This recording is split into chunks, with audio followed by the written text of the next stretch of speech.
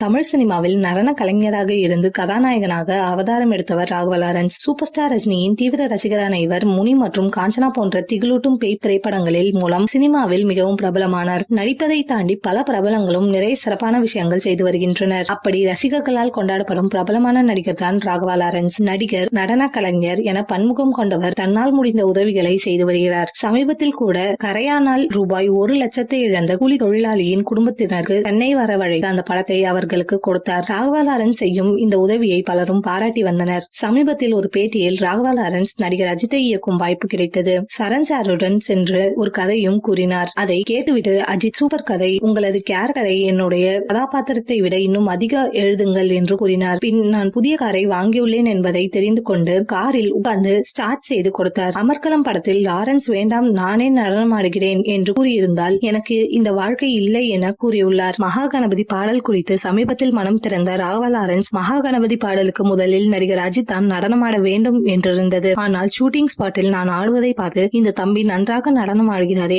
இவரே இந்த பாடல் முழுவதும் நடனம் ஆடட்டும் என நடிகர் அஜித் கூறினார். அஜித் நினைத்திருந்தால் அவரே முழு பாடலுக்கும் ஆடியிருக்கலாம். ஆனால் அன்று அவர் அந்த வாய்ப்பை எனக்கு அளித்தார். இத்தனைக்கும் அன்றைய நாளில் எனக்கும் அவருக்கும் அவ்வளவாக பழக்கமே கிடையாது. அஜித் சார் மூலமாகத்தான் நான் முதலில் திரையில் தோன்றினேன். மகா கணபதி பாடல் மட்டும் இல்லை என்றால் நான் இப்பொழுது சினிமாவில் இருந்திருக்கவே மாட்டேன் என லாரன்ஸ் கூறினார்.